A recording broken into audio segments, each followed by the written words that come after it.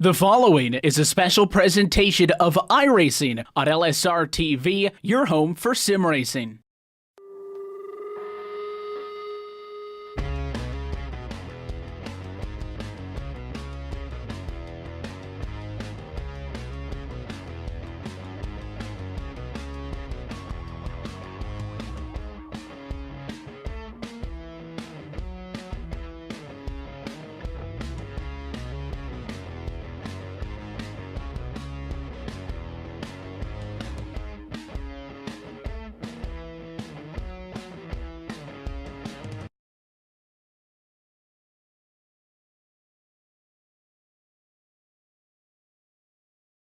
Live tonight from the Charlotte Motor Speedway, LSRTV is happy to say good evening, sim racing fans, and welcome to LSRTV's continuing coverage of the 2018 Full Throttle Real Sim Racing Cup Series, powered by English Auto LLC. We're tonight from the Charlotte Roval. We close out the round of 16 as we welcome you inside the LSR TV booth. As always, myself, Evan Pasoko, Brian Macklin, happy to be with you this evening on the iRacing eSports Network. Our director downstairs, Brett Wheeler's bringing us to you. And Brian, we take a look at the playoff grid headed into this evening. We pretty much knew what the end result was going to be as of last week. Couple of drivers not being able to compete for these final 10 weeks. So we basically have the 12 drivers set. Now, not all of our playoff drivers are with us this evening. Obviously, the Roval, a big question mark. I think we're in for something. I can't tell you which way it's going to go. So a couple of drivers already locked in, sitting this one out. On the flip side of things, other drivers who are locked in, they've got nothing to lose. So they're looking for some fun this evening. I think the one thing that's safe to say that we're not going to see tonight is we won't see the entire field barrel off into turn one and hit some tire barriers, because we don't have those on this version of the Roval right now. But it's going to be an exciting race nonetheless. These guys all have no idea what to expect. We have no idea what to expect. I think the one thing that is constant is that it's going to be an exciting race. And the one thing that we've seen for quite a while now, Andrew Freenars is pretty quick. He was fastest in practice, and would you look at that? With a couple minutes left in qualifying, he's currently on the pole. Of course, there's still a handful of drivers left to go in qualifying that could knock him off that. One of those guys that was actually really quick, Lionel Callisto, he has not turned a lap as of yet, and he was just about a tenth off of Andrew Freenar, so he could potentially challenge for that pole before it's all said and done. Going to be a lot to keep an eye on. Obviously, this is the old iteration of the Charlotte Roval. It is not what you saw a couple of weeks ago with the NASCAR Cup Series side of things. That version should be on the service maybe by the end of 2018. So certainly, I expect to see some action with that track and use here on LSR TV into the future. But other than that, on this iteration, which is primarily the same track, right? I think the big things we're going to note, of course, is it hasn't been done up. So there's not a lot of, in fact, there's no runoff area in the infield, and the chicanes are gone. There's no chicane on the back straightaway. There's no chicane on the front straightaway coming out of what is NASCAR 4. So we're going to be referring to this as a 12-turn racetrack. We'll walk you through those corners as the night goes on. But certainly it's that same base track there. I think it's even less forgiving if that's possible, though.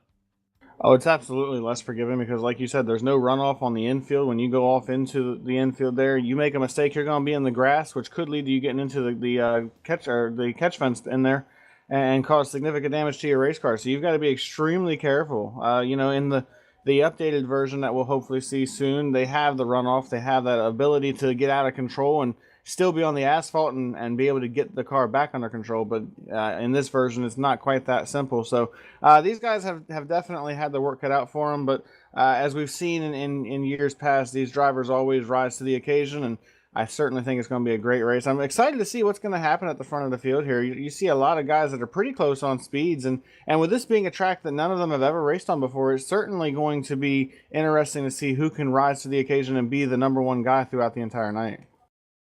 That's, of course, going to be the question, and you mentioned some fast drivers not taking the time in the qualifying session. These drivers did get 2 qualifying laps this evening. Normally, it is just 1. but there are some cars on fast times that have not taken a time thus far in that qualifying session. Maybe they are a little bit concerned about what's going to happen down into that first quarter. It's going to be crazy on the restart, we know that, Brian, but at speed, without that chicane coming off at NASCAR 4 to slow them down, it is going to be quite the show as we get set to go race it. 55 flaps to the board. Let's go trackside and introduce you to tonight's LSRTV starting grid from the Charlotte Roval race number 23 on 2018 at a final race of the round of 16. So fastest in practice is fastest in qualifying.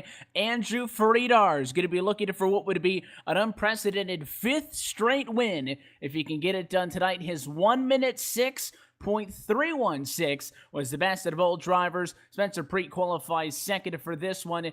He was in a position where for a lot of the practice session, he was scored in first. Kyle Kamer will roll off tonight in the number 3 position. Daniel Falkenham will start 4th, and Dylan Jones will grid from P5.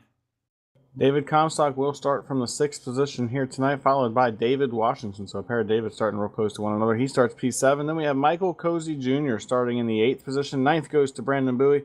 And 10th on the last car to take a time is Ross Cato starting P10. And then a couple of other drivers going to take some provisional times. It's going to be Lionel Callisto, Jason Jacoby, Brian Chambliss, and Eric Stanford.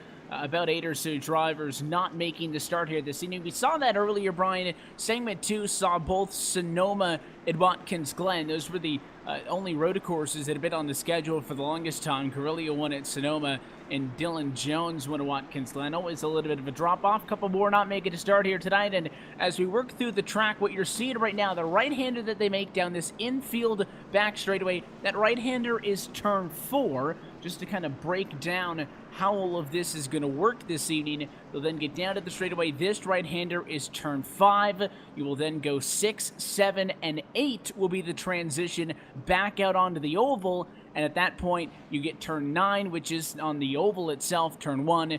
10 is turn 2. Turn 11 tonight is what is NASCAR 3, and turn 12 is NASCAR 4. That's how you get to the 12-turn, 2.25-mile road course from Charlotte.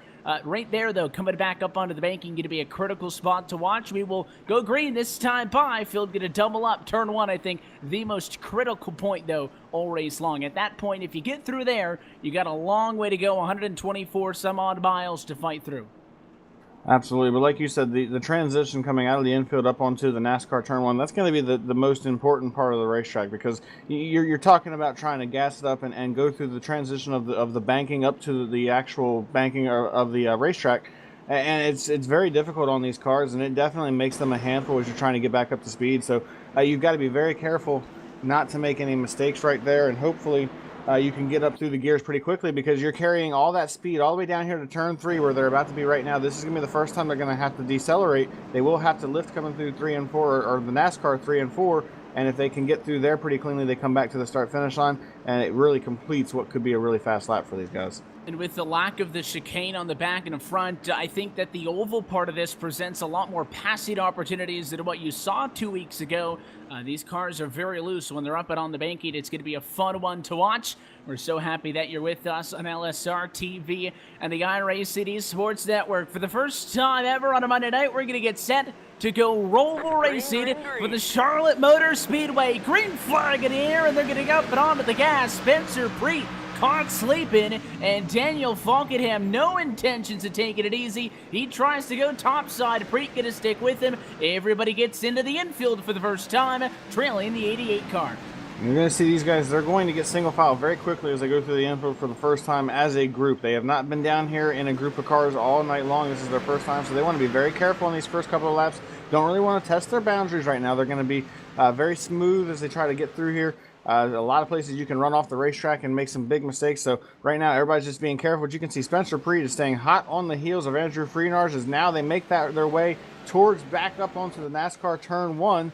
And you can see a big run coming out of the infield there for the 88 and the 37. Looks like Friedars might have gotten a little bit of a jump on him now. they go down this long back straightaway. They're going to be very loose coming down here in the turn into what would be the NASCAR turn 3. This is turn 10. They have to be very careful here, especially on cold tires, because it can be very treacherous for them. And there's a battle right now, actually, for P6 on the banking, just like you would see in another time. Dylan Jones up on the inside of the 77. Michael Cozy Jr., they're going to both drive it in hard, and look how much time they made up on Comstock. Comstock a lot more conservative. Look at that yellow wall there as the 11 gets sideways, and Jones hangs on to it.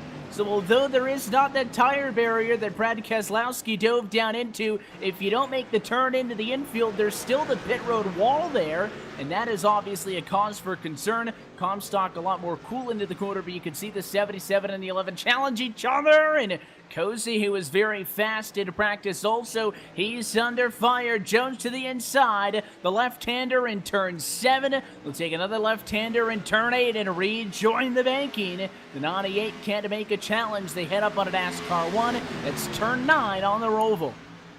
And that was an impressive series of racing right there between Dylan Jones and Michael Cozy Jr. I was really impressed with how well they were able to race side by side in the infield, and they didn't get into each other, but you could see just how out of control those drivers were. They were racing it on the edge all the way through the infield. Now as they work their way back around to the NASCAR front stretch, they're coming to the start-finish line. There's a little bit of a gap this time, so you're not going to see that side-by-side battle down in the turn 1 like we saw last time, but they still have to get into the braking zone very good. It looks like Cozy's going to miss the corner. That allows Dylan Jones to get there. Now they're side by side once again. Can Dylan make it happen? This is where he got loose a lap ago. He's able to get back up through the gears a little bit better this time, but he didn't have the preferred line. Now he sneaks to the inside, trying to take that position away. Oh, they make contact. They make contact right down there in the infield, and they're still side by side.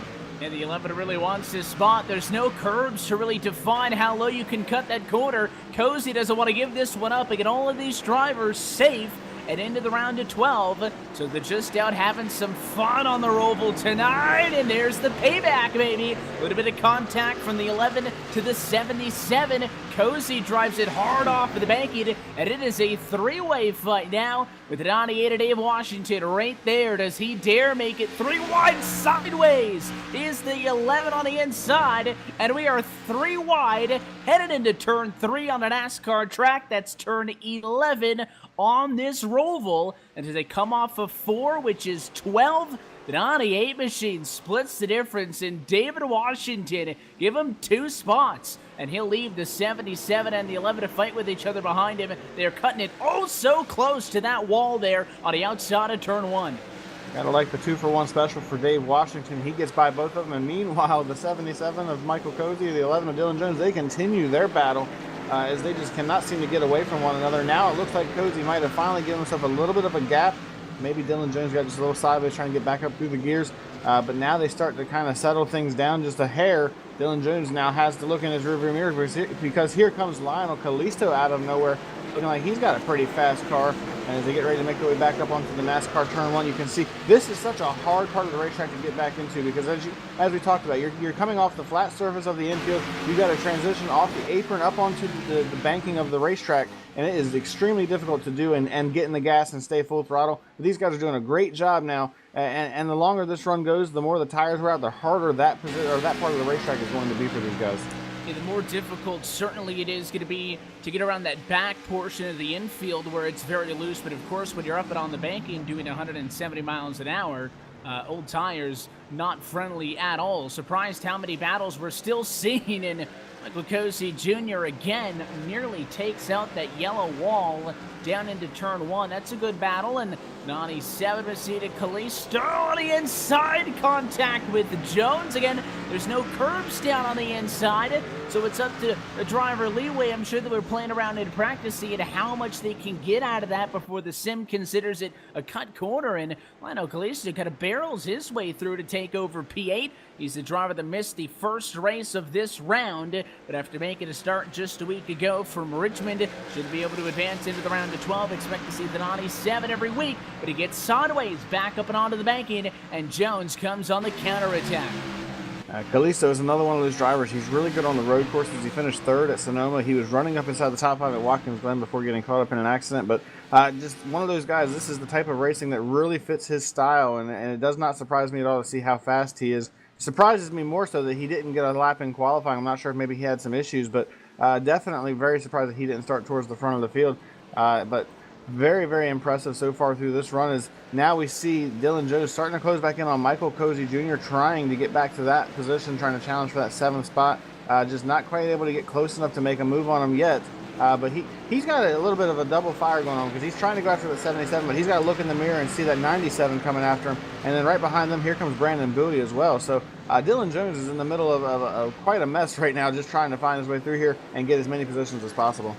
The stories we talked about at the previous 2 road courses was how close the intervals were when you talk about them being spread out over the course of what is a really long lap. Battle for 7th. Look at the 11 of Jones. Nearly cut it too low, and he was about going through the grass on the exit of that quarter on this Roval that's considered turn 8, and nearly wrecked himself trying to get around Cozy, but we saw so close intervals at places like Sonoma, Watkins Glen. Qualifying times in the top 10 this evening were spread out by about 1.5 seconds, so certainly a lot more differences driver to driver. They had a handful of days to practice with this fixed setup that all of the other drivers are working on it. Of course, we have never seen a race here in these Cup cars on the Charlotte Roval. I expect, again, that's going to be a lot more busy, I'm sure, when we move into 2019. But on this older circuit, which, again, in principle is the same track, just with a lot less of the forgiving aspects of it, a lot more question of marks remain. But we've seen great stuff out of the gate so far. Cozy's still going to be under fire. Jones, Callisto, that battle 7, 8, 9. But a battle for the race lead, not all that separated either. Preet lost a little bit of time in the infield that last time by, but it's still within 1 second between 1 2. Yeah, Spencer Preet has done a great job keeping that gap down, and like you mentioned, he had a little bit of an issue in the infield, got sideways at one point and had to check up. That cost him a little bit of time, but he's still very close to where if Andrew Freenars were to make a mistake, he could get right there. And worth mentioning that about a half a lap ago, Daniel Falkingham was able to make his way past the 8 machine of Kyle Kamer to take that 3rd position away. So they had a nice little battle going on as well, but now Falkingham has pulled away by about 1 second over that 8 machine. He's trying to make his way closer to the back bumper of Spencer Preet. He's about 1.5 seconds off of Spencer Preet right now, but looks very quick, and you can see the 37 made a ton of time going off into turn 1. He outbraked Andrew Freenars by a lot, made that gap a much smaller than it was, and he's down to about 0.5 seconds now and is trying everything he can to get back to the back bumper of him, and he looks really solid this time, making up for what happened the last time in the infield. Now he has a little bit of a wiggle trying to get back into the gas, and as they get ready to go back up onto the NASCAR oval, he's got a big run here trying to make a move out after the 88 right now. You're on the board with Preet as he chases down to race leader Andrew Freenars, as we mentioned at the top. Freenars looking for a 5th straight win. If he'd be able to do so, that would be the longest win streak on the entirety of 2018. Dylan Jones had a 4-race win streak stemming through Chicago, Daytona, Kentucky, and New Hampshire. In the middle portion of the season, segment 2, it was ironically enough Freenars who broke that one up. It has not been a driver other than Jones or Freenars at victory lane since mid-June. But Michael Guerrilla won on a road course. That one coming at Sonoma, as previously mentioned.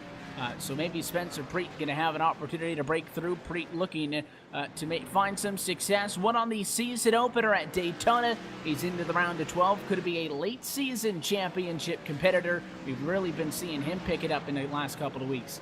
Indeed we have. It is worth mentioning that about a lap ago in the infield, Daniel Falkingham, who was in 3rd, had an issue. He went off the track into the grass, and he gave up a couple of positions, gave up to Kyle Kamer and David Comstock, fell back to the 5th position, and lost about 3 seconds off of where he was at. So that's how quickly things can go wrong for you here at the Charlotte Roval. And that's why being out in the grass and not having that runoff like they do with the newer version that we'll hopefully see very soon, it's so pivotal not to make that mistake down in the infield, because it's hard to get back into the gas without spinning the car out. You have to be very, very careful once you get off the racing surface. You don't really have that freedom of the asphalt runoff like we've seen in the Monster Energy race here.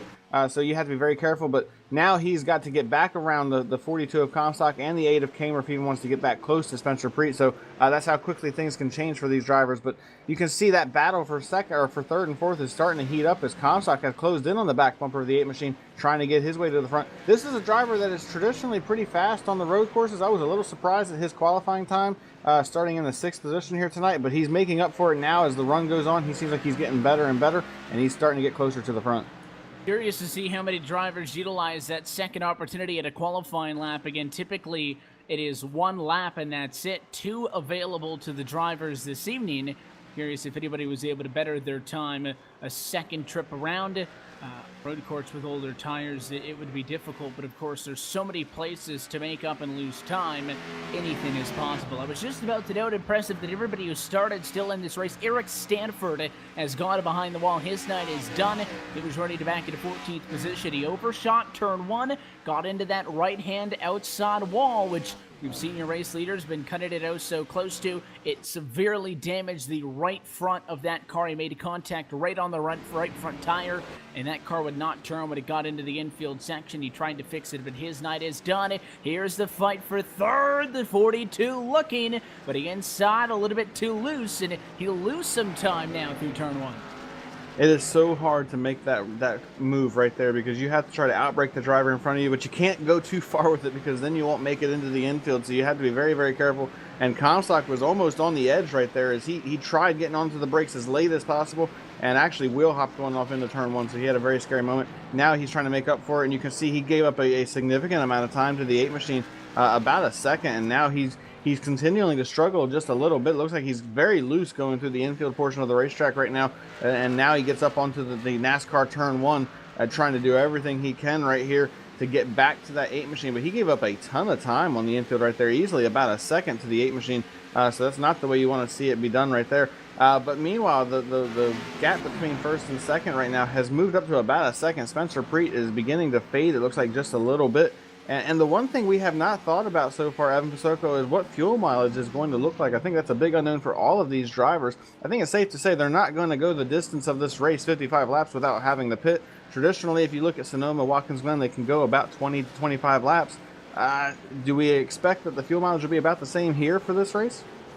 Well, it's tough to, obviously, without a sample size, we could very well see drivers simply go for the one stopper and try to split it up in half. The time, the length of this race, at least 55 laps, the exact length of what we saw out of the Xfinity Series when they ran here just 2 weeks ago. Of course, it's not the same track down to a T, but more or less the 2.25 mile road course.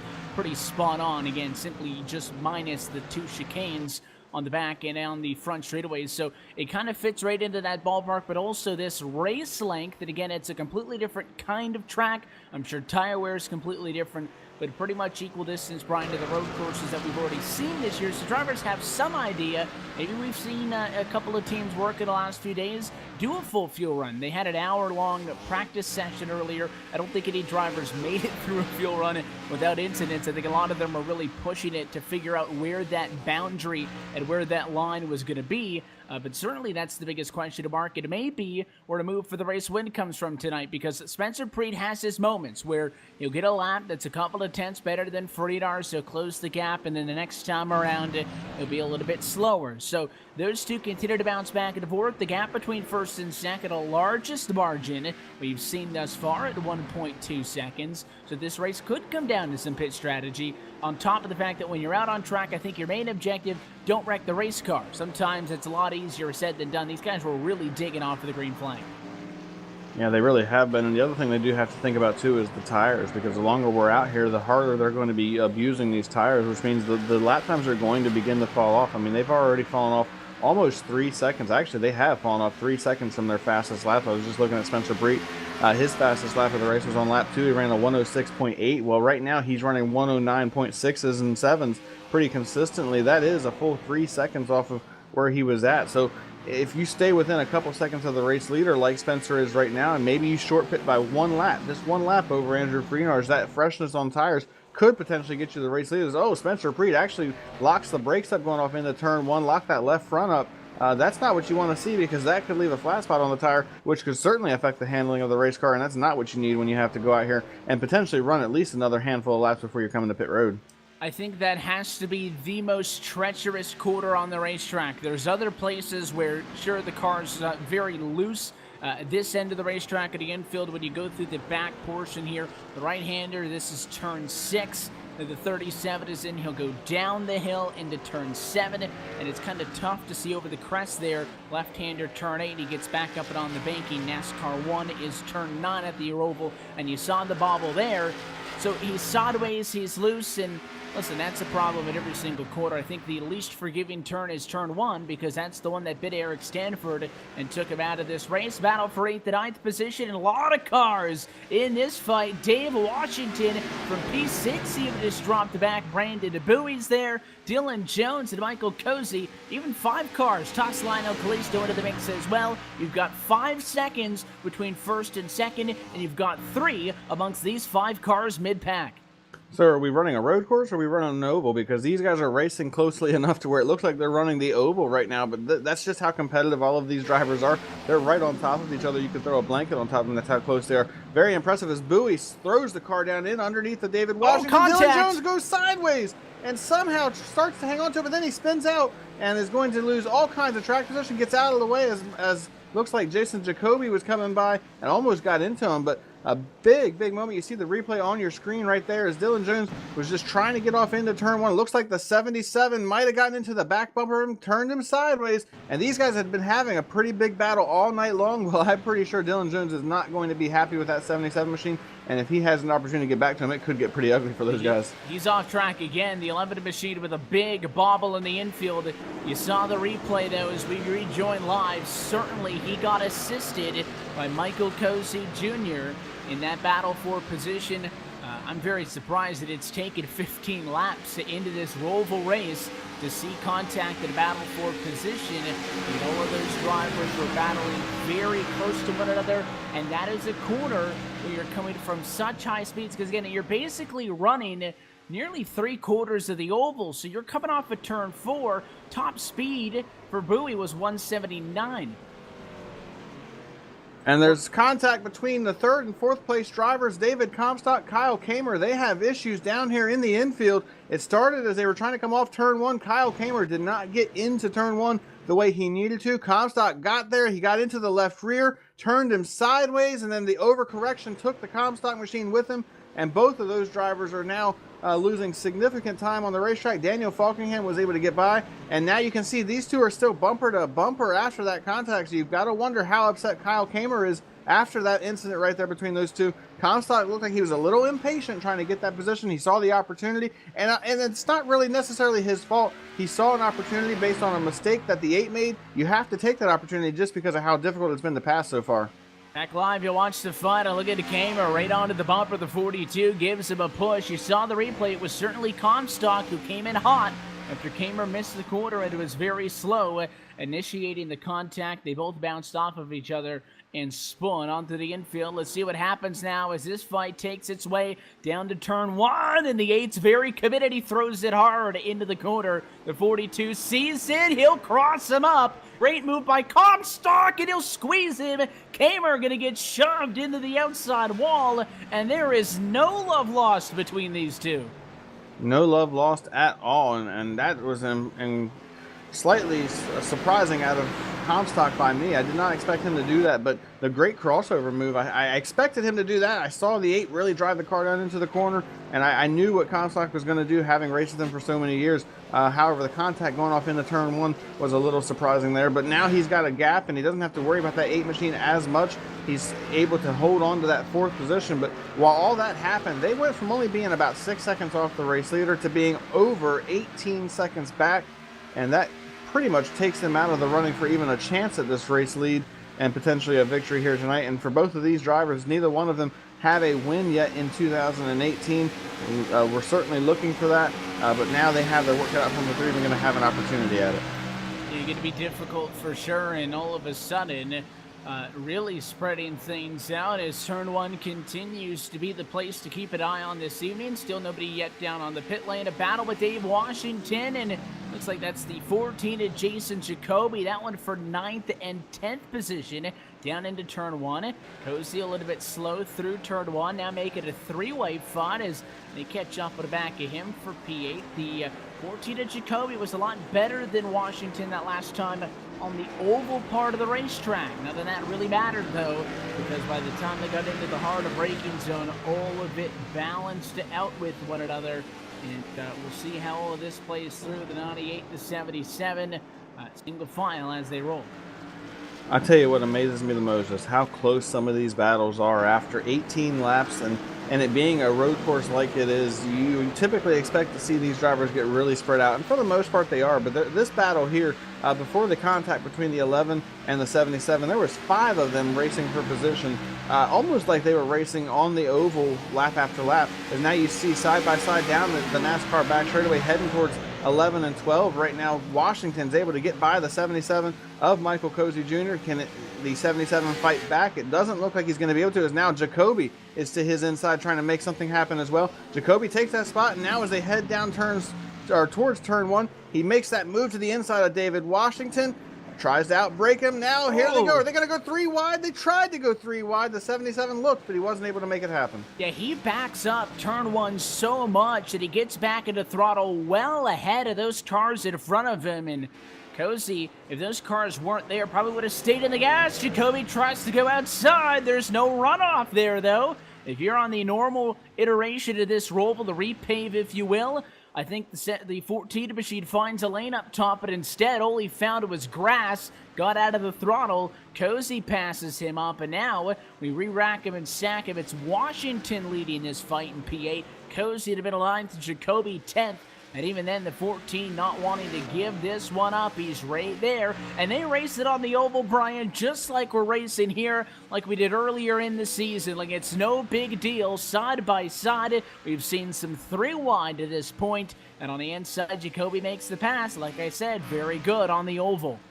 And the big thing about the oval portion of this racetrack is because of the gear these guys are running, when they get up in the 4th gear, you can really get a big run. So that's why it is so pivotal coming out of the infield portion of the racetrack onto the NASCAR turn 1 to try to get back into the gas as quickly as possible. Oh, as the 77 machine makes contact with the turn 1 wall and loses a ton of time. But you got to get back into the gas so quickly, because if you got somebody right there with you and they get back into the gas a little bit quicker, you're going to lose a significant amount of time. We actually saw that when Dave Washington made his way past the 77 and the 11, he got up through the gears a lot quicker than both of those drivers because they were racing side by side. And when we got to the NASCAR backstretch, he was able to just drive past both of them because he had such a big run. That's how important it is, and you can really make a lot of time. Right here, this is the section they've got to get back into the gas as quickly as possible. You can see the 14 does a really good job as he closes in on the back bumper of Dave Washington, runs high, looking for a little bit of momentum coming off of the banking.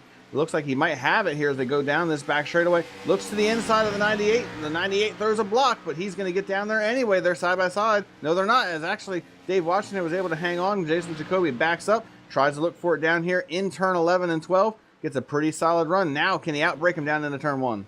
14 just so good on the oval. The 98's not going to dare block into turn 1.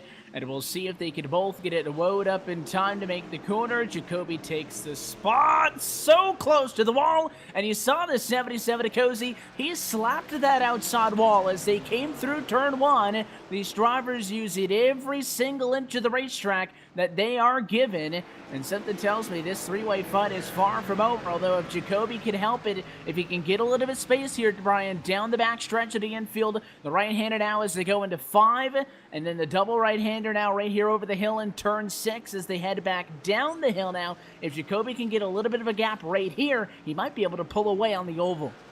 Well, the 14 has an advantage on the oval part of the racetrack because his car is clean. He doesn't have any damage to the car that can be seen. You see there's an incident on the backstretch. It appears back there. Kyle Kamer has issues on the backstretch. You have to go back and see. You look on the replay right now. It was him trying to race with the 42 of David Comstock once again coming up off of the NASCAR turn 2. He got to the outside, and actually I think he might have been trying to go after the 42 machine. He got a little sideways in doing so and ended up hitting the outside wall very, very hard. Unfortunate right there for him, but big moment for both of those drivers, and you can see the 8 car is the one that's going to hurt the most from it. Yeah, we come back live. They both got sideways at the same time, and I think Kamer saw Comstock loose also, didn't want to get into him, and therefore turned a little bit more abruptly to the right. That car now left with some heavy right side damage. We'll see if he decides to bring it down to the pit lane for service or if he'll stay out there and try to tough this one through. If the idea is to come down to pit road at the halfway point and go for a 1-stopper, clearly nobody going for a 2-stopper, I don't think, at this point, just based on what we're seeing strategy-wise. If the call is one stop on pit road, about 6 laps away or so, 5 laps away from entering that window, and we cross the halfway point again, 55 laps at the board tonight. That means when you transition over from lap 27 to 28, it'll be the cross flags point. If you're coming in for tires, that's the time to do it. Yeah, I think at this point everybody is going to go for the one stopper. I was thinking if you had to pit more than once, you would do it on lap 20 and lap 40 to make it a two-stop run and have 15 laps to the end when it was all said and done. But yeah, it looks like everybody's going to make it a one-stop race, which means around lap 27 or after, you're going to expect everybody to come in. And as we're talking about that, the number 98 machine of David Washington has officially made his way to pit road. So now that makes you have to wonder, can they go the full distance? Because from here, he's got almost 30 laps that he's got to go. He's actually got to go over 30 laps to make it to the end of the race. So it's going to be very difficult for this 98 machine to make it to the finish unless he knows that he's inside of his window.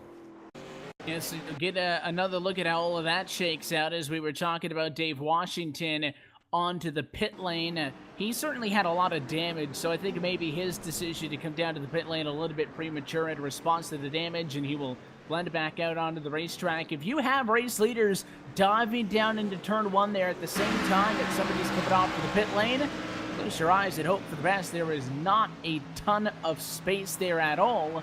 And even though there are white markings on the racetrack, I don't think that is subject to the new and more restricted pit exit rules that are on the iRacing service. So you're essentially, equal rights to that space. Maybe you should yield certainly to the faster cars, but we'll see if we do see ourselves with a situation at any point as this race continues to work on. I think the key is, though, Brian, I exactly agree with you when you were talking about the ability of Jacoba to still be fast out on the racetrack, on the oval specifically, and some of the other things is keeping that race car clean. For Radars, a clean car. Breet, also with a clean race car. Same thing can be said for Falkenham, who scored 3rd, and then Bowie's got a little bit of damage in 4th, but that's when you take a big jump to 23 seconds off of the race leader. Good fight you're watching with Bowie P4 and David Comstock P5 line. Police still out of the back end also, so certainly keeping your car clean of key importance here early on.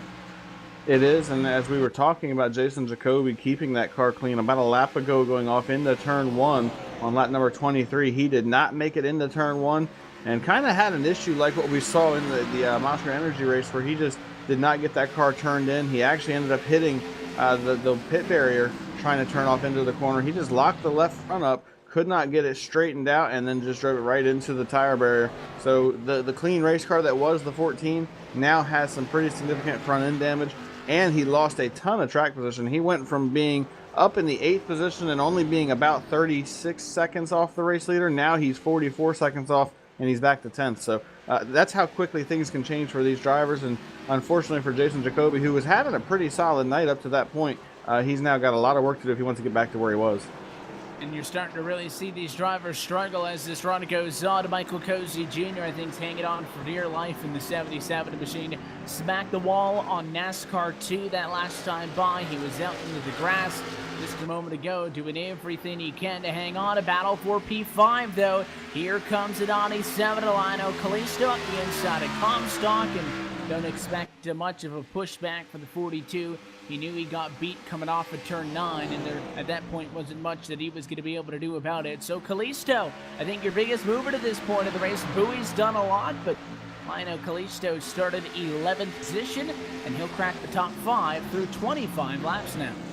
Yeah, and this doesn't surprise me at all because, like we talked about earlier, Lionel Kalisto is very, very good on the road courses, and it's more surprising to me that he didn't get to start towards the front of the field because I believe had this 97 machine started somewhere up in the top 5, he might have been a factor for the race lead, which, speaking of the race lead, there's not really a whole lot to say about that right now as Andrew Freenarch has opened that gap up in a tremendous way, almost 11 seconds over the one car of Daniel Falking, and Spencer Preet has fallen back. He's been really struggling the longer this run has got to keep the handling good on that race car. He's fallen back to 3rd, and he is 15 seconds behind the race leader. So that's how spread out these things are, but how dominant the 88 car is once again. And as we talked about earlier on, Evan Masoko, he's on his way to an unprecedented 5 wins in a row. Bowie sideways, yeah, Farinar seems nice and under control, but Brandon Bowie, everything but is He nearly spun, coming back up and onto the banky. We talked about how loose these cars are going to get there, especially on old tires. He caught it, but not before Callisto now into 4th position, and Comstock also getting by him, but drivers down onto the pit lane. Brandon Bowie is on pit road for service. Daniel Falkenham comes in from 2nd. A couple of changes there as drivers have hit down to the pit lane.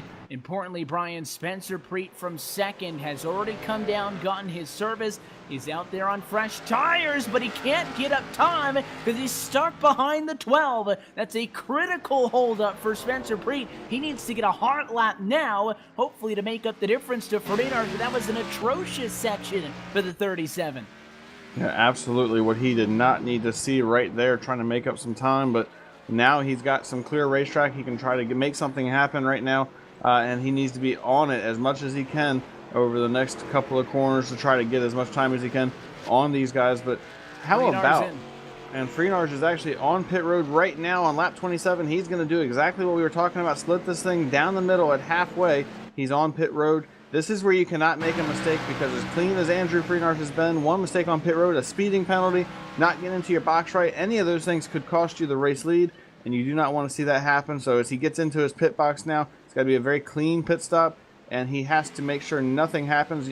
Obviously, it's going to be 4 tires and a full tank of gas after this very long green flag run for these drivers, and now you just have to wait and see what happens. There he goes. Pass for that'll be for the race lead. The 88 machine exits the pit box, and he's going to have to be really tight on the exit because the 12 was coming through also. But despite the holdup, that short pit by Spencer Preet gave him about a lap and a half on fresher tires.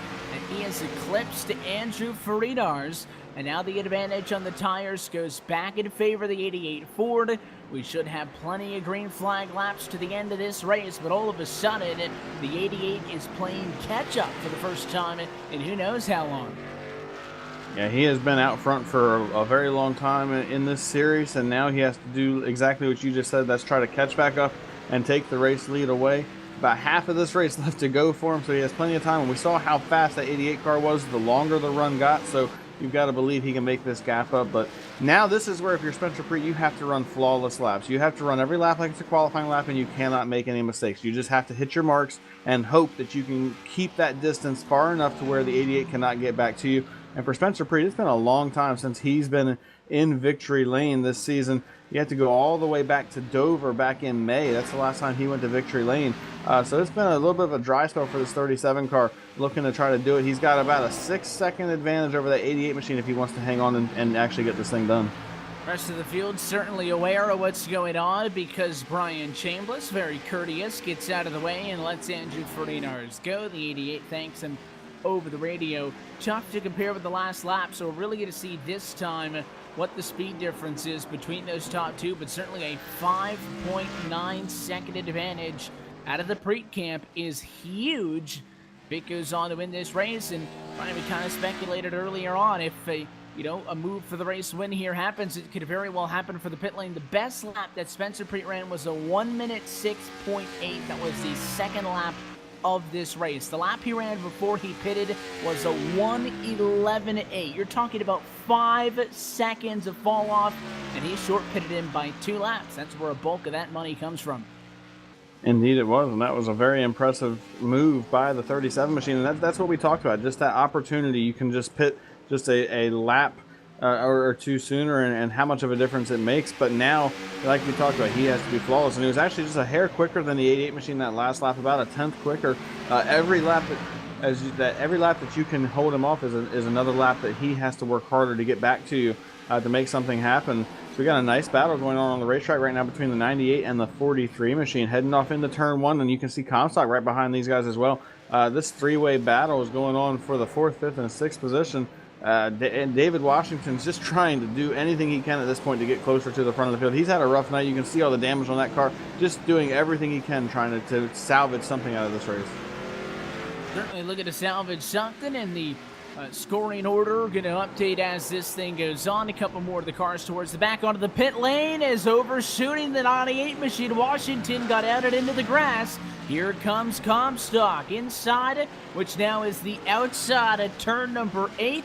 And as they rejoin the banking, it is a pass for David Comstock. Washington is made to pay for that mistake that he made on the infield portion of the track. But as we have crossed the halfway point tonight for the Charlotte Roval, let's take a look at our iRacing midway race break, brought to you by iRacing, the world's premier online racing game with professionally organized racing from NASCAR, IndyCar, IMSA, and more. At lap number 31, Spencer Preet is now your race leader. Andrew Faridar's digging hard, trying to catch him. Faridar's was a second faster the last time. He sits 5 seconds behind, scored in P2. Then you'll find Daniel Falkenham in the number 1 machine. Cool, calm, and collected. He climbs up into a podium spot as they run right now. Brandon Bowie's had a little bit more of an eventful evening. He runs fourth just in front of the big group of cars we were just watching. Comstock P5, Washington 6 with Kamer 7, and Kalisto actually making moves. So Kalisto up to 7th, Kamer 8th, and that battle may be far from done. Dylan Jones out the back end 9th, and Cozy Jr. rounds out your top 10. In the 11th position right now is Jason Jacoby. He's had some more issues and he has fallen back and almost went a lap down at this point of the race. He is 11th. The rest of these drivers are a couple of laps down. Ross Cato is 12th, 1 lap down. Brian Chamberlain is also 1 lap down in 13th. And as we mentioned earlier on in the race, Eric Stanford had some issues getting off into turn 1, was not able to make the corner and got very heavy damage to that car. He will finish 14th in this race. He is already out of the race for tonight. And this has been a look at your iRacing Midway Race Break. For more information on the wide variety of sim racing possibilities online, visit iRacing.com to sign up today. And as we mentioned, we're going to see the new version of this Roval very soon. So if you like what you saw in the Monster Energy Cup Series, if you're enjoying what you're seeing here right now, just imagine once we have the newer version of this track, it's going to be that much more exciting. Yeah, there was a little bit of debate with the new Roval not making it to the iRacing service in time. Do we run the normal Charlotte racetrack? And again, because we pretty much knew who the round of 12 was going to be, the decision was made to go with it, and so far, enjoying it on the road course. Of course, you're going to see a lot of the drivers who did not make a start here this evening return next week. We go racing from Dover. That is the start of the round of 12, where we will cut our 12 remaining playoff drivers down to 8. It's going to be a ton of fun. You can see that one right here on LSRTV and the iRacing eSports Network next Monday, October the 15th, from the virtual Dover International Speedway. The battle for the race lead has nearly evaporated for the hands of the 37 Spencer Preet, because Andrew Faridar's knocking on the door. A big mistake last lap for Preet, gave up nearly 3 seconds to the 88 machine, and all of a sudden he goes from being able to milk a 6-second advantage to fighting for his life. There's still 22 laps to go, and Faridar's is now within a couple car lengths. And right now, Faridar's is like a shark in the water. He is just ready to pounce on that 37 machine if he can get there to challenge for the race lead, and he is just closing in ever so slightly every single lap. He was making up that time before Spencer Preet made the mistake that he made, and now he's got him right in his sights, and if he can get an opportunity, he's going to challenge. This is a big opportunity here. If you're a little bit closer than Faridar's is, you can outbrake the drivers. You see the 37 really locks the brakes up going off into turn 1. That's not what you need, as he opens that door and allows that gap to get just a little bit closer between these two. You can see we're on board with the 88 machine of Andrew Faridar's right now, and you can just see how aggressive Faridar's is through the infield portion of the racetrack, just doing everything he can, getting up through the gears, getting down into these corners as quickly and as hard as possible, and just absolutely impressive how strong this 88 car is here tonight. And you got to be so careful through this portion. Look how much tighter he brings it in to the left-hander. That is turn 7 than what you saw to pretty much wider. Basically same line as each other as they go through 8 that time, but it's those little things, those small differences, that when you compound them over, you know, the 12 quarters on the Roval here, and when you add that up over 55 laps of uninterrupted contest, the things that make the differences. And Spencer Preet had to do this earlier in the race, but he tried to stick with Faridar's. Does he go for the blocker? Does he let him go to the inside? Here we go, side by side for the race lead with 21 laps to go. Preet's going to drive it in hard, try to stay on the outside. Do they get into each other? Tight that time. In turn one, it is a side-by-side battle for the race lead for the Charlotte Roval in the Full Throttle RealSimRacing Cup Series, and it is a successful defense for the moment as Preet hangs on. Frenars looks low, down the back straightaway with a run. It was successful until they got to this point of the run. Now Frenars takes the position. Spencer Preet tries to fight back as he brakes hard into this section of the racetrack, trying to get back there. But now Frenars has the advantage as they make their way back up onto the NASCAR oval. Can Spencer Preet get back in the gas and maybe challenge him here? If he can get into the gas and get a pretty good run, he might be able to do it. Does just that. Gets a great run, but not going to be good enough, I don't believe, as it looks like Frenars is pulling away as they head off onto the NASCAR backstretch, and indeed he is. So Andrew Frenars has dominated this race, and on lap 35 he goes back to the point. Yeah, when the 37 made that crossover to the inside, he just wasn't able to make it stick. You visibly saw the bobble, and once Frenars got back out and onto the bank, and it was done. And Spencer Preet had the right call. He went for the undercut. I think it worked perfectly in his favor. I still think if we run this race a handful of more times, one of them ends with the 37 to victory lane because he has a fast car. But that critical mistake, he ran 108s and 107s all the way up until lap 32, and he ran a 110. He gave up a ton of time that lap, and that allowed Andrew Frenars to close in, who in comparison on that very same lap was 2.5 seconds better than him. And now the 88 machine looking for a 5th straight win. He would look to sweep the round of 16 and would be something considered unfathomable, but compared to what we saw just last week on Wednesday nights here on LSRTV and iRacing Live with our coverage of the eSpeed Contender Series, we saw Malik Ray sweep the round of 16 to win all 3 races. We'll see if that trend stays true as Frenars looks to do it tonight, and now he just has to look at about 19 perfect laps in front of him. Preet has no competition from behind. It is a big gap back to Falkenham, scored 3rd. So Spencer Preet, I think you got to accept P2, try to stick as close to the 88 as you can in case he makes a mistake. But I mean, now you're talking about they're consistently a second different on lap times. Frenars just too good, it appears.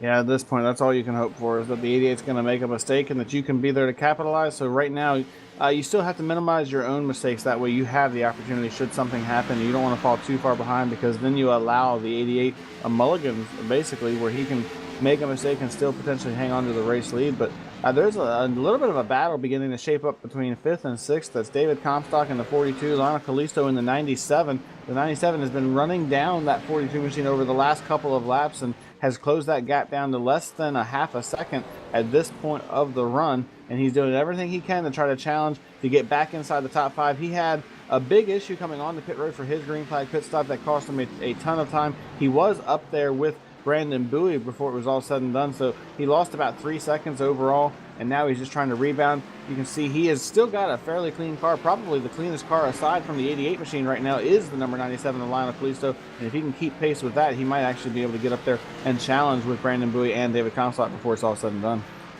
See if that is going to be the case. If he is able to get up there and fight with those two, the gap less than a second the last time by. Certainly a lot of positions that could still have an ending conclusion here, if you will. Ross, Cato, Brian Chambliss, the only drivers a lap down that are still scored onto the racetrack. I believe that Jason Jacoby's probably not going to finish this race on the lead lap. With the amount of time that is still left, he has been able to get away with the limited practice earlier on in this segment. Of course, there were conventional racetracks. Last week we were at Richmond. The week prior to that we were at Las Vegas for the opening races of this round of 16 on the playoffs in these English Auto LLC playoffs. And the 14 machine was able to come in, get a good Q lap and fight for it, but the lack of practice, I think, is what's hurting him tonight. We have a battle between 8th and 9th right now. David Washington, Dylan Jones going after it right now as Dylan Jones gets to the inside of that 98 machine trying to take that 8th position away, and he will do so as he's able to get there. But Washington tries the crossover move, almost makes contact with him. They almost wreck each other. Oh, there he goes! Dylan Jones goes around. David Washington has to stop to avoid him, and you can see the 11 machine now in the grass just trying to get it gathered back up.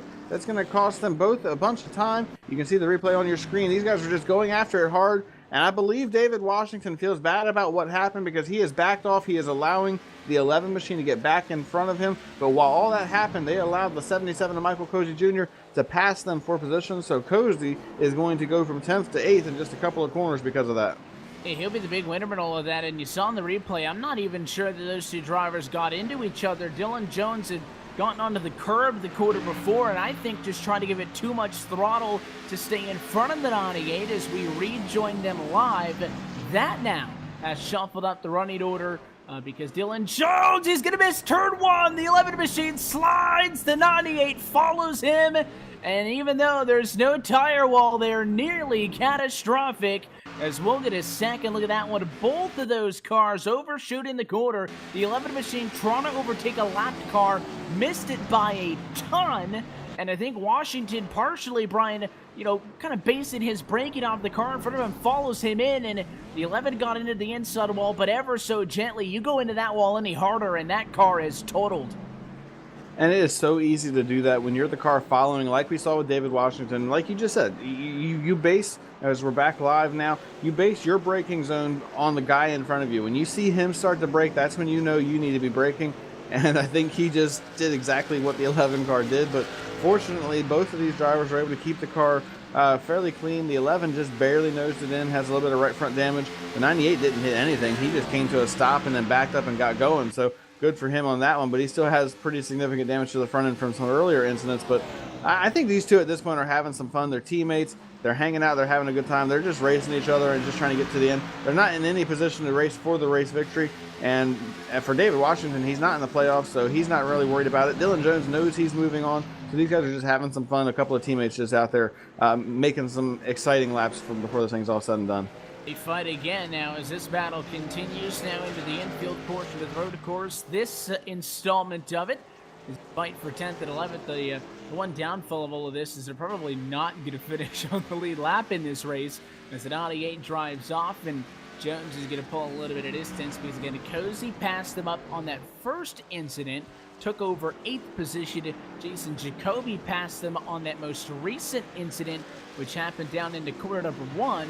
So all of a sudden, these drivers find themselves 10th and 11th, and not that far in front of Andrew Farinars, who was hoping that if they continue to be aggressive with one another, have some fun, and maybe at the expense of the sheet metal, that does not happen when he tries to come through. Indeed, as the battle between 5th and 6th is continuing on right now, as Kalisto is right on the back bumper of David Comstock, and Comstock is all over the place on the infield portion of the racetrack. He has been all night and just continues to just slip and slide as they roll through here. And that allowed Lionel Kalisto to get right to the back bumper of him. And now as they make their way back towards the NASCAR oval part of the racetrack, if Kalisto can get a pretty big run right here, heading back out onto the racetrack, he could potentially challenge. As Dylan Jones has more issues. He just crashed it in turn 1. We had been seeing the 11 machine struggle at this part of the racetrack for so long, and he was starting to catch up to Jason Jacoby, so I think he was digging a little bit extra, drove it way deep. That car broke sideways, and there's a concrete wall right there, and Jones now going to limp that modified around the racetrack for what he can, see if he can survive these final 15 laps. That was a big hit, though, for the 11 car. Yeah, it really was. And like you said, he has struggled down there in turn 1 a lot. I mean, he just slid off the track a couple of laps ago, had some issues earlier on in the race, and now just continues to have those issues. And I have to believe he's going to be coming to the attention of his pit crew, because I don't believe he's going to be able to run very long with the car looking like that. Definitely down on power now. As you can see, he just cannot get up through the gears here. And Dave Washington is also having issues as he went a lap down, actually. And Dylan Jones is shortly going to be following him, as Andrew Freenars is actually right behind him, getting ready to put him a lap down here in the next lap or so. And Andrew Freenars has opened that gap up after taking the race lead away from Spencer Pree. He's now opened that gap up to 6.1 seconds, and it just continues to grow. You can see Dylan Jones has another issue. Actually, I think he was pulling off the racetrack, not really sure, but big issues once again for the 11 car. Yeah, missed turn 1 again. I don't think he's going to hit it as this thing continues to wear on. And if you've got, minor damage even we've been referring to up into this point, it's certainly been challenging when you're talking about the damage that he's got. Pretty difficult, I think, to do anything.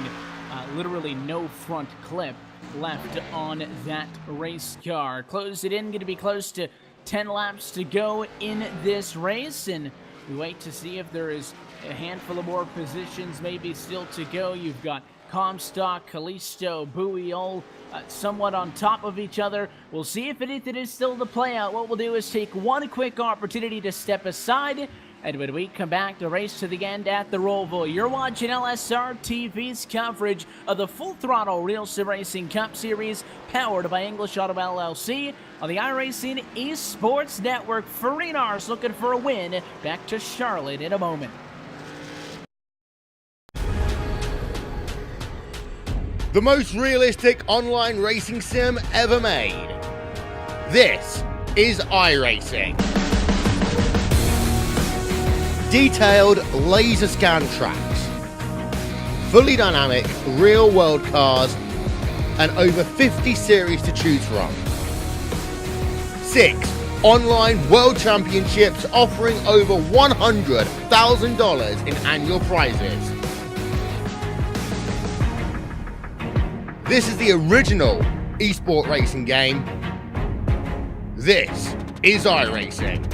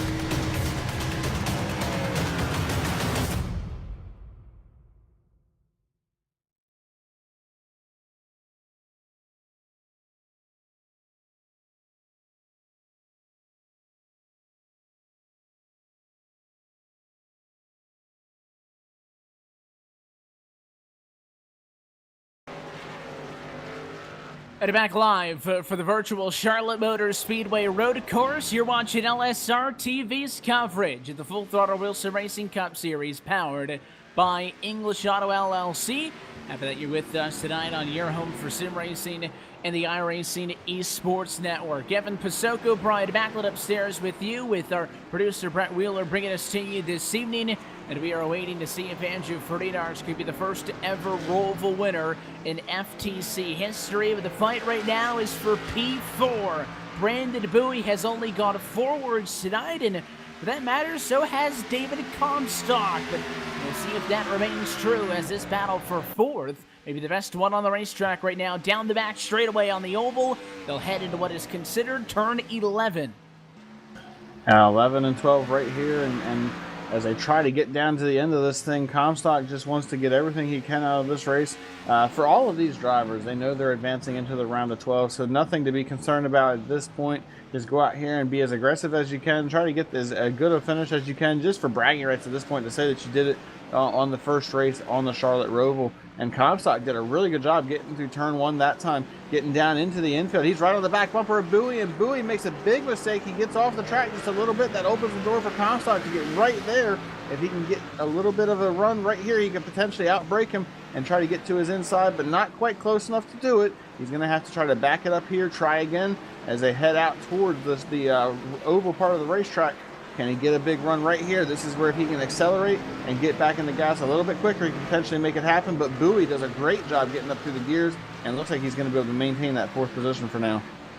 He'll defend it for the time being. I'm sure that that's going to be one that he tries to hold on to until the bitter end. It is the best battle on track right now. I thought Lionel Callisto was going to be a lot bigger factor in all of this. However, he's dropped off a significant bit. Kyle Kamer also 7th. Not all that far separated from this group, but still, 5 seconds is going to be a lot of time to make up. There is a battle that we have to keep an eye on, Brian, and Spencer Preet, after leading this race after the pit stops, made a couple of mistakes, and he's certainly feeling the repercussions now, because Daniel Falkenham from 3rd has stormed up to him and to be honest, I think this is a lot more Preet falling back to Falkenham than it is Falkenham catching up to Preet, because Preet, after, hanging out a couple of seconds off of the back of Ferdinand after losing that battle for the race lead, is now 14 seconds behind your current race leader. He's completely fallen off pace.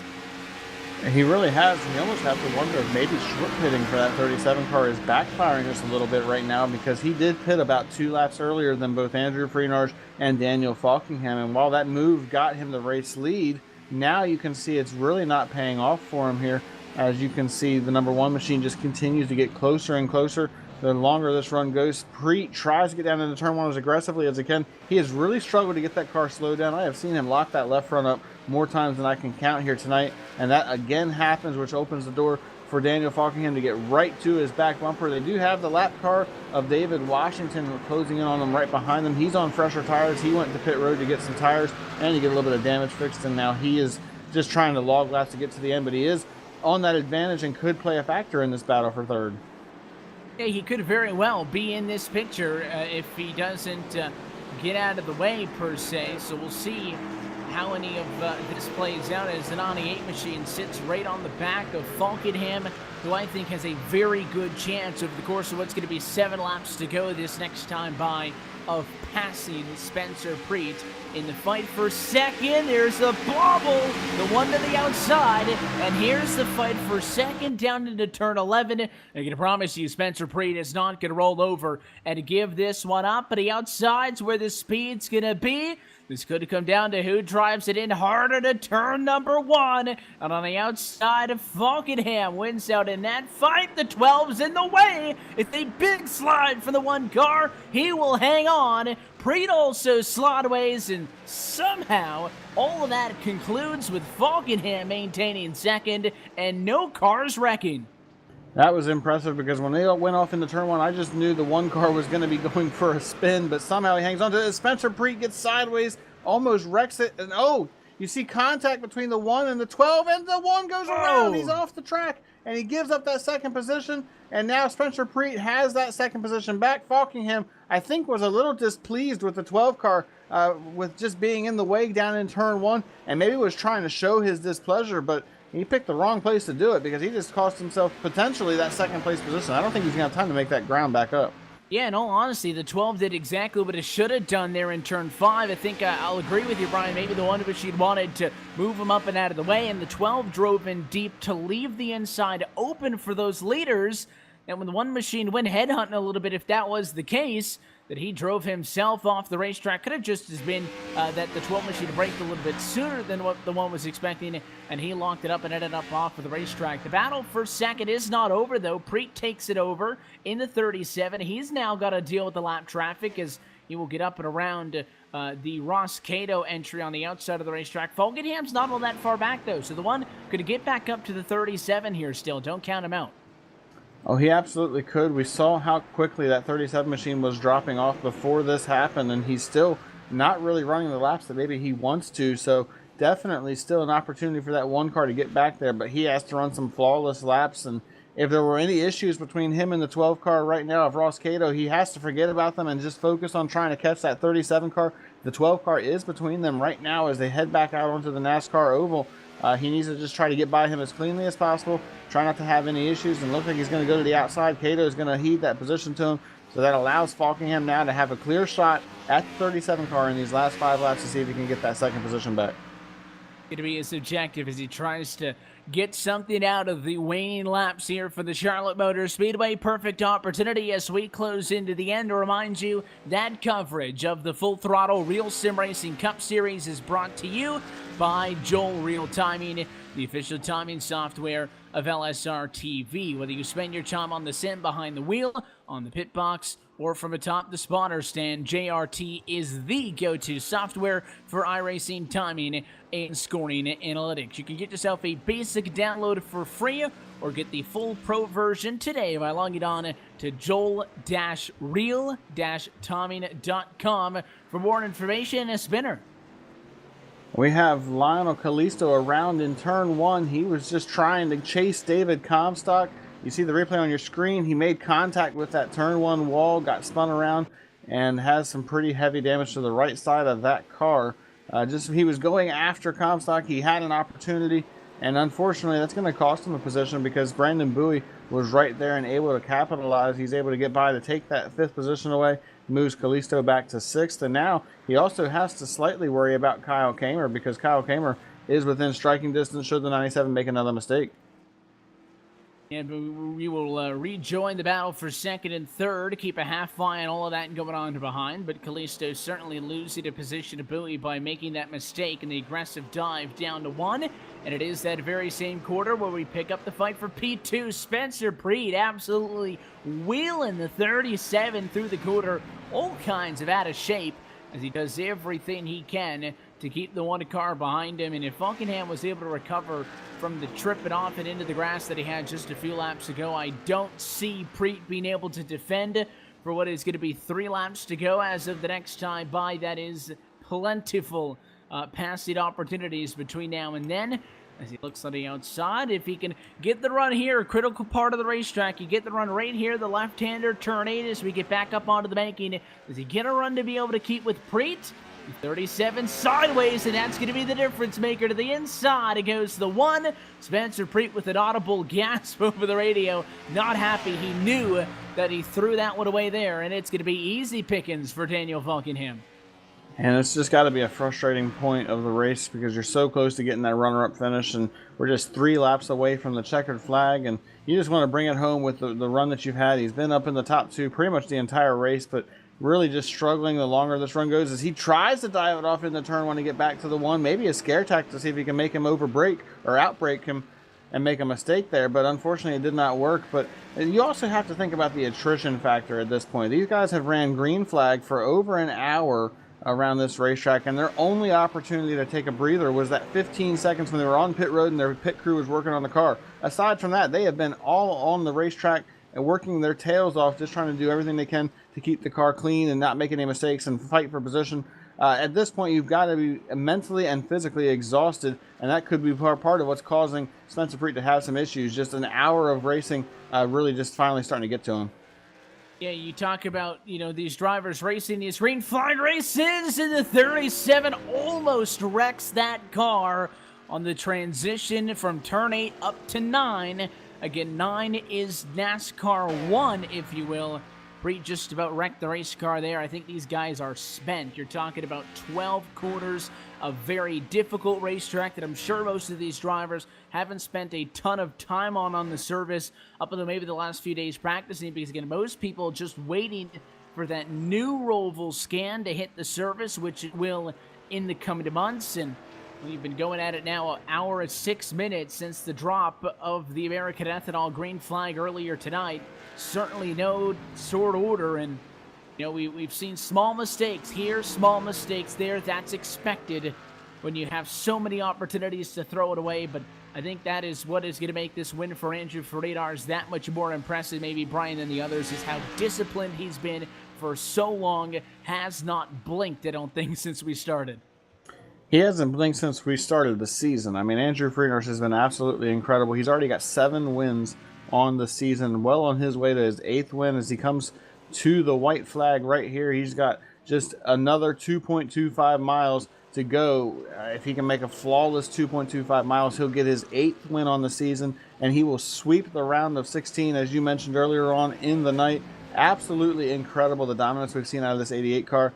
And it really has to make you question who is going to be able to challenge this 88. We obviously know there will be 3 other drivers challenging for the championship at Homestead here in a couple of months' time. But at this point, who has the ability to get up there and actually take this thing away from him? Because we have seen Andrew Freitas be good on every type of racetrack. He's now on his way to winning at a road course. He's won on the short tracks. He's won on the speedways. I mean, he has been absolutely flawless everywhere, every step of the way.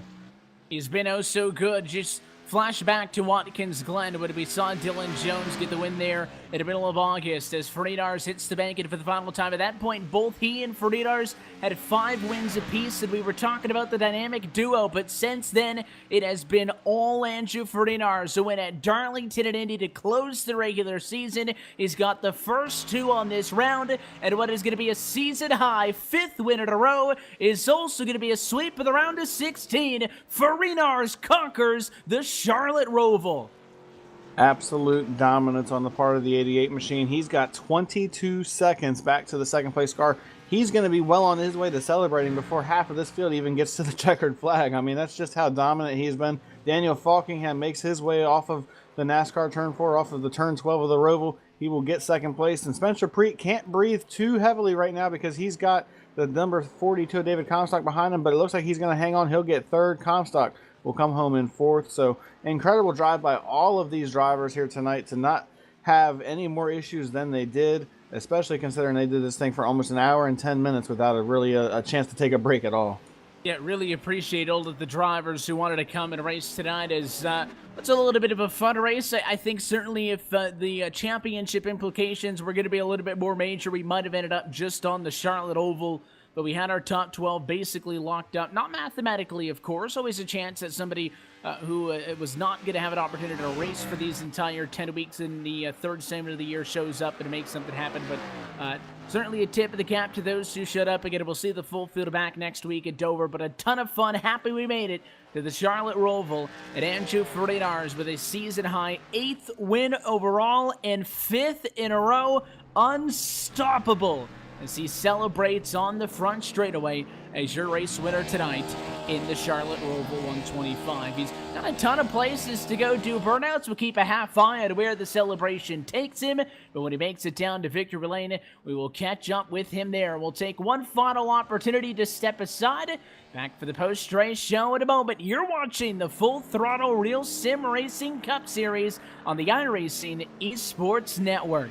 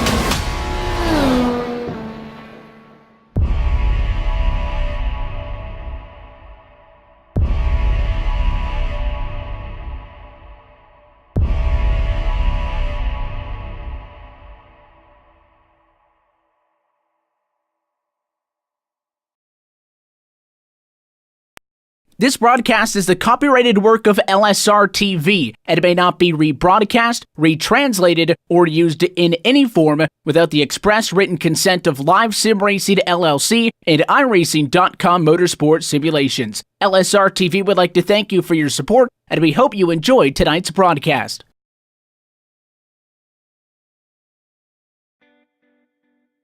And back live from the Charlotte Motor Speedway for the LSRTV post-race show. Following tonight's Charlotte Roval 125, we now have 23 races complete, 7 still to go on the 2018 Full Throttle RealSimRacing Cup Series powered by English Auto LLC. Happy that you've been with us tonight on the iRacing eSports Network, and happy that you're sticking with us alongside myself, Evan Pasoko, Brian Backlund upstairs with Brett Reeler, bringing us to you this evening. We'll go trackside in just a moment. First, I want to remind you, as always, and to give a big thanks to tonight's title sponsor, English Auto. English Auto LLC is a full-service luxury automobile repair center in Odenton, Maryland, that is conveniently located to serve both the Baltimore and DC markets. English Auto specializes in Jaguar, Land Rover, Mercedes, Volvo, and BMW service. Founded in 2007, English Auto is now at its 11th year of business, and with a staff that has over 60 years of combined experience in the automotive service industry,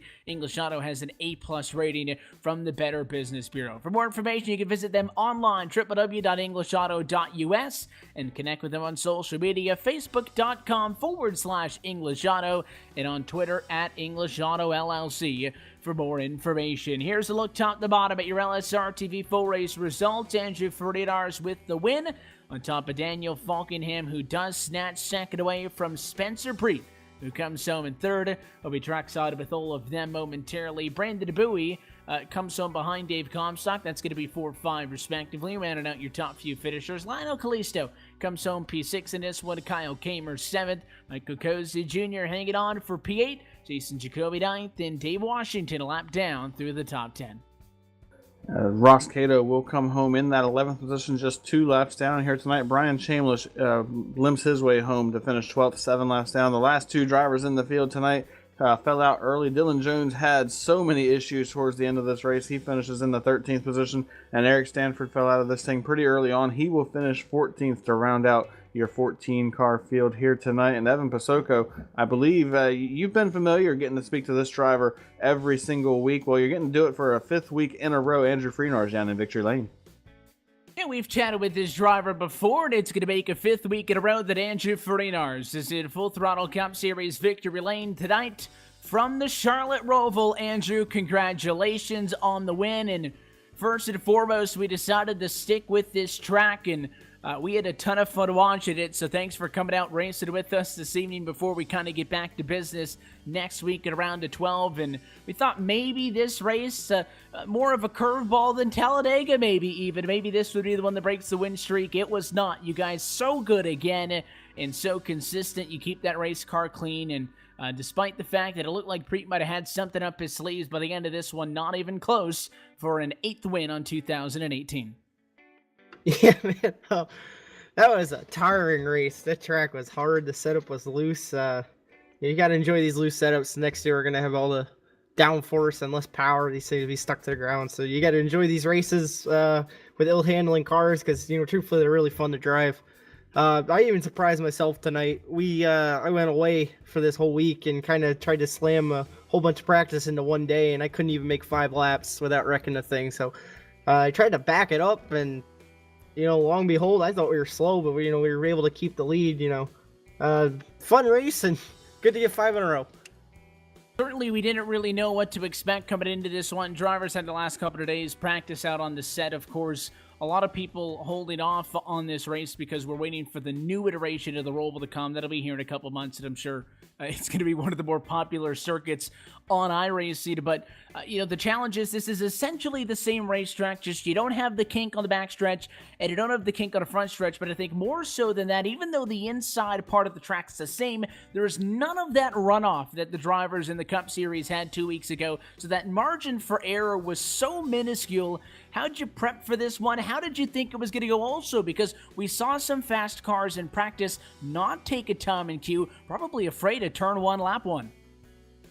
Yeah, I ran this configuration in another league I run on Thursday night, so that really helped me kind of figure out what we're doing. And, it was just, like I said, I could have went a lot quicker at the start and maybe through the run, but it's just, you make that mistake, you're done. I think you saw a lot of drivers overshoot turn 1 and hit the wall, or just, getting on the oval part, spin it out. So I think I had a lot more speed in it than I was showing. It was just take it easy and, don't wreck the thing. Even that first run, you could see Preet was catching me somewhat. I think we had even cars, to be honest.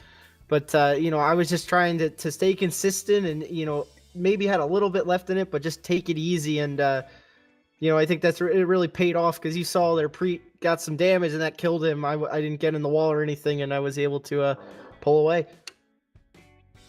Obviously, the racing that we saw was fantastic. A lot of guys, I think, with the absence of that chicane on the back straightaway, made that a lot more of an oval. I think it was a lot bigger of a factor going into turn 3 full speed. We saw it was behind you, but there was 3 wide at one point out there on the oval early in this race for position. Guys were going side by side, certainly weren't shying away from one another and kind of challenging each other as this race went on. Did you feel like maybe you expected drivers to be a little bit more timid than they were, or, having to run with these guys now for 20-some-odd weeks, that it was going to be a hard battle no matter what? I think it's the playoffs, and, we're going hard for that. And then on top of it, mostly everybody was locked in today. So it's kind of last race before you really got to focus and be good. So kind of just, we raced hard, but we had a lot of fun out there tonight. So I think that's what I was expecting. And to touch on that oval part, man, you don't know how scary it is to go in turn 1 here, because you're flying at maybe 200 miles an hour and you got to get on the brakes to 80 and not overshoot that. That's some feeling, especially, even when you get new tires, you don't know where to brake, and sometimes you feel like you're going to overshoot it. It's a heck of a feeling going into turn 1 here. Very unforgiving yellow wall on the right-hand side. A couple of drivers found it. You did not. What you do is you find a victory lane, Andrew. The round of 12 awaits. We'll catch you next week at Dover. But for now, you're on top of the mountain. Sponsors, shout-outs, all that good stuff. Who makes it happen? Yeah, big thank you to everybody on Aegis, Dave Washington, Dylan Jones, Eric Stanford, Ross Cato, Kyle Kammer, Daniel Everhart, just everybody who makes this happen. You guys for broadcasting, especially you, Evan, for all you do for this league. All the fans for watching, I hope you enjoyed it. It was a herd race. I hope it was fun to watch, and all the drivers really like running with all these guys. That's it. Look forward to Dover next week. There's nothing on Monday nights without you guys, so Andrew, we appreciate your time. We appreciate you showing up and playing along tonight as we threw the Roval at you guys to get a congratulations on another win. And it's a points reset, I think a little bit more serious next week. We'll catch you at the Monster Mile. Yep, look forward to it. My favorite track. Certainly look out for the 88 as he looks to go for what would be a 9th win on the season, but a 6th in a row if he can carry this winning streak on into that round of 12. And a surprise, maybe second place finisher. It was a late race pass in this one. Daniel Falkenham comes home second position tonight for the Charlotte Roval. Trackside with him is Brian. Indeed, I am. I'm down here with our second place finisher, Mr. Daniel Falkingham. Daniel, very impressive drive up through the field here tonight. You had a fast race car, obviously not quite the car you were looking for to go to victory lane, but a great drive to get up and pass Spencer Preet in the closing laps to get the second place. Take us through your night. Yeah, for pretty much, I had a pretty lonely race to say the least. I mean, I had a pretty good start after Preet didn't get off the line pretty good. Then I settled. Then he got back by me. I just rode in third. Then I had a big moment where I don't know what's called. I'm just gonna call it like the turtle curbs like they had in real life. Like I hit one of those after the end of the long backstretch on the infield. I flew in the air, sent me off track. I was like, oh no, this is what my race is gonna be like. Then I gathered it back up and decided to ride in line. Then Kammer and Comstock got into it. I managed to get by that clean. And then pretty much got lonely there. And then I saw Preet, I guess he had damage after he hit the turn 1 wall, and then I was just running him down after that. And then I got by him, and then I think that one was my fault between me and Kate and Ross, because I think he was trying to let me go, and I misjudged it, because I didn't want to try to go by him, because it's pretty hard to pass in that corner, but pretty much to pass anybody. So, yeah, I tried to be a little bit cautious through there, and I kind of screwed myself over, but I managed to get back to Preet, and pretty much how my race went.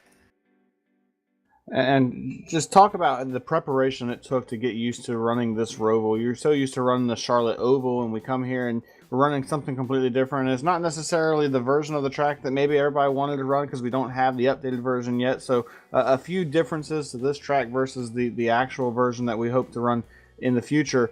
How difficult was it to actually get comfortable with this racetrack and get familiar with the way that the racetrack is in the infield and all the different turns? You're so used to running when you go to a road course, it's Watkins Glen or it's Sonoma, so you already have an idea what to expect, but this is a complete unknown as a driver. Yeah, it was like when I came into the session, like the server tonight, I had no practice. I saw like a setup was made, but I decided, like, you know what, I'm just gonna come in and learn from theirs. Like, but yeah, it was pretty difficult to learn, especially. But then once I got in the groove of things, I was starting to get more and more used to it. Plus, I saw Evan's hot lap on Twitter, so I kind of learned. Based off of that. So thank you, Evan. But yeah, overall, just doing it like with yourself, like as a driver, I'm just doing it that's just the hardest thing, especially doing it on like 30 lap tires is. Boy, it was a handful. I think out of all the racing I've done, that's probably the hardest I've ever had a work a race car on all my time on iRacing. Absolutely, and now that we've gotten through the round of 16, we're into the round of 12. This is when things get a little bit tighter. We didn't really have much to worry about in this round because obviously there was a handful of drivers that didn't show up. But now you have to worry about fighting your way into the round of 8. Obviously, most of these drivers are showing up every single week. As we head into this next segment of the playoffs, what do you have to do? Obviously, Dover, Talladega, and Kansas being that segment, what do you have to do to make sure that you get into the round of 8 to give yourself an opportunity to go to that Final Four? Yeah, I know it's going to be super tough because we got a lot of great drivers, but for me, I feel it's just going to be consistent running, consistent finishes, because I know I ran great at Dover, like, earlier in the year, but then I killed myself. Then I had a good run at Talladega, and then I killed myself there with pit road penalties, but I've had good runs there at Dover and Talladega, but then Kansas is going to be an unknown since it's the only time we run it this season. So, yeah, I feel like it's just going to be getting consistent at those tracks and just learning how to drive the cars there. So all about consistency and trying to make no mistakes. Absolutely. And before we let you go, Daniel, sponsor shout outs. Who makes it happen for you on the one car? Yeah, I got to thank First Rate Bait who've come into the virtual world with me. It's like they actually sponsored me in real life this year. I asked them to come down and sponsor me for this campaign. Thank you to them. But I got to thank Cameron Colby's Eye Paints for designing my car. I really liked how it looks. Also, I got to thank everyone at LSRTV and everyone watching for a good broadcast, and everyone on the iRacing eSports network, and everyone at RSR for putting on this league. Well, congrats on your good run here tonight. We'll see you next week at Dover, Daniel. All right, thank you, Brian.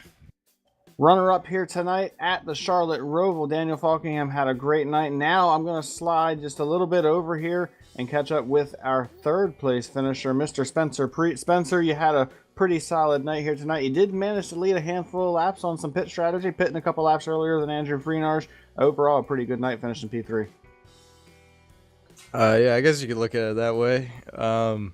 I felt like early on, I felt quicker than Andrew a little bit.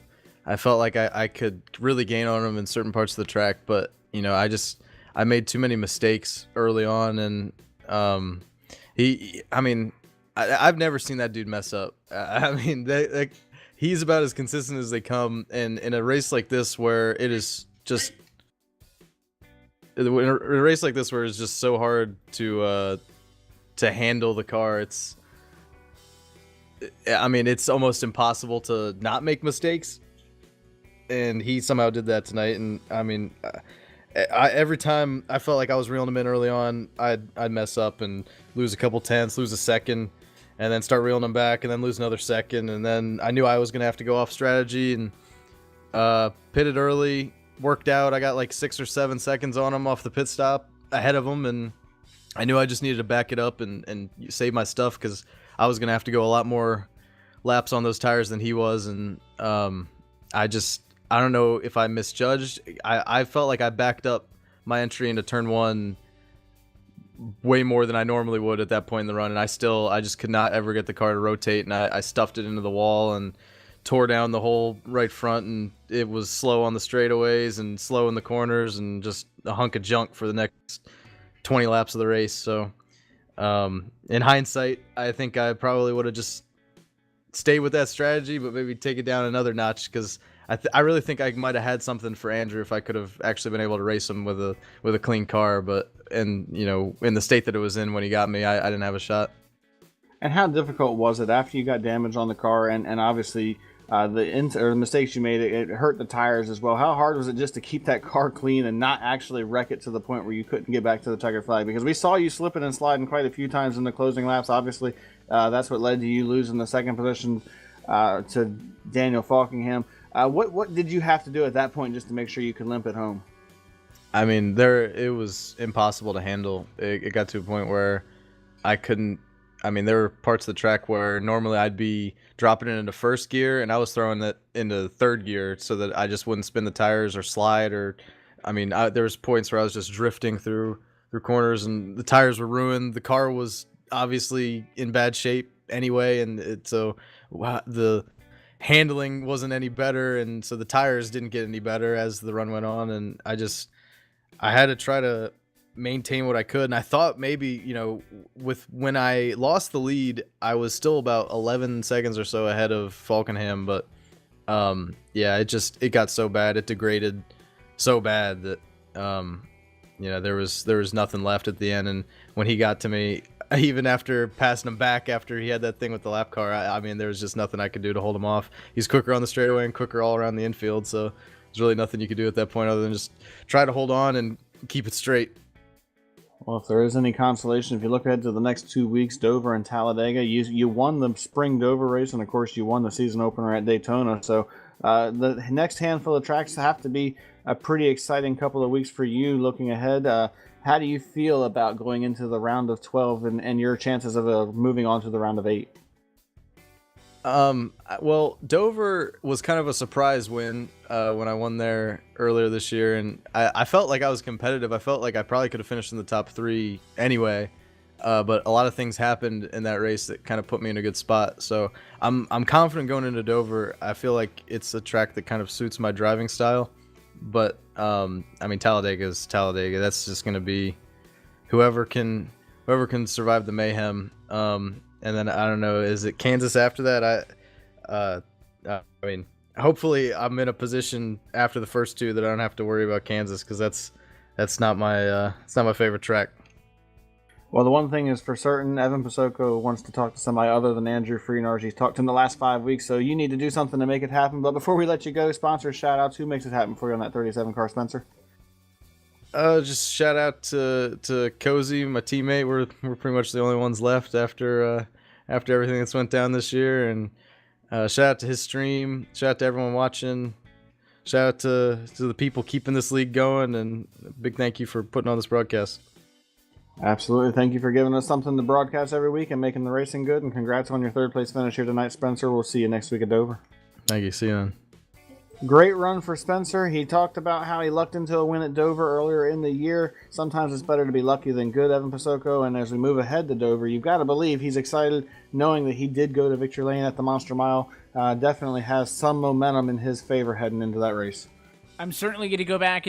Cozy has the live stream every week with him and Spencer on the radio, so I'm curious. I'm probably going to go back, listen to that, see what they were talking about those first couple of laps around the Roval.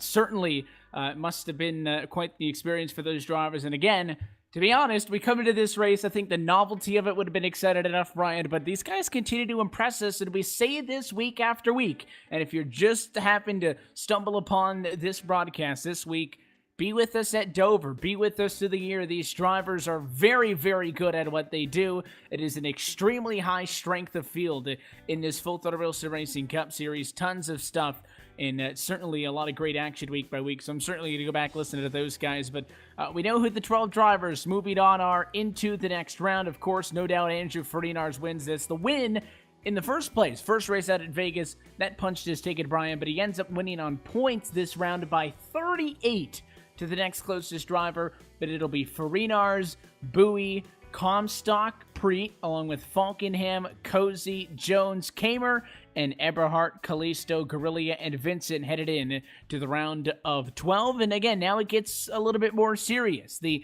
4 drivers get eliminated from this one. Casto, Ewing, Silverwood going home, not able to compete on a full-time basis in this 3rd segment. Now 4 drivers who have been with us for the better part of at least 18 weeks this year are going to be going home after Dover, Dega, Kansas, but of course the Monster Mile due up next Monday. That's the one we're looking forward to. Well, and as you mentioned, this field is so competitive, and I really believe this is going to be the most competitive round of the entire playoffs. You're going to be taking 12 drivers and knocking them down to 8, and when I look at the 12 drivers that are remaining, I can't pick 4 drivers that I feel like are going to be in the bottom 4. I believe every single one of these drivers has the ability to move on to the round of 8. So it's going to be extremely tight through this next round. Of course, Talladega being the wild card, if something happens, a big wreck could happen to hurt their chances. That's going to be the one thing that could make a difference in this. But overall, I believe this is an open book. I think the only driver that's safe to say is going to make it through pretty easily is most likely Andrew Freenars, just because of how dominant he's been. You've got to believe he's probably going to be a factor, if not the man to beat next week at Dover and, of course, at Kansas in a couple of weeks' time. So it's going to be a very interesting round, and I can't wait to see how it all shapes up. Even if somehow Andrew Ferdinand goes the entire round of 12 without a win, there's going to be guaranteed at least 5 positions based on the points. I think the 88 Machine's got that covered, as we have now taken 16 drivers and crunched them down to 12. We look to crunch them down to 8 over the course of the next few weeks. The good news is you don't have to wait until next Monday to catch more live sim racing action here on LSRTV and, of course, iRacing Live and the iRacing eSports Network back on the LSRTV channel. Will be live this Wednesday, October the 10th, 9 o'clock Eastern is the green flag for the eSpeed Contender Series as they also work into the round of 12. And then on Thursday, 9 o'clock Eastern time start as well for that one. The Sasra Series continues.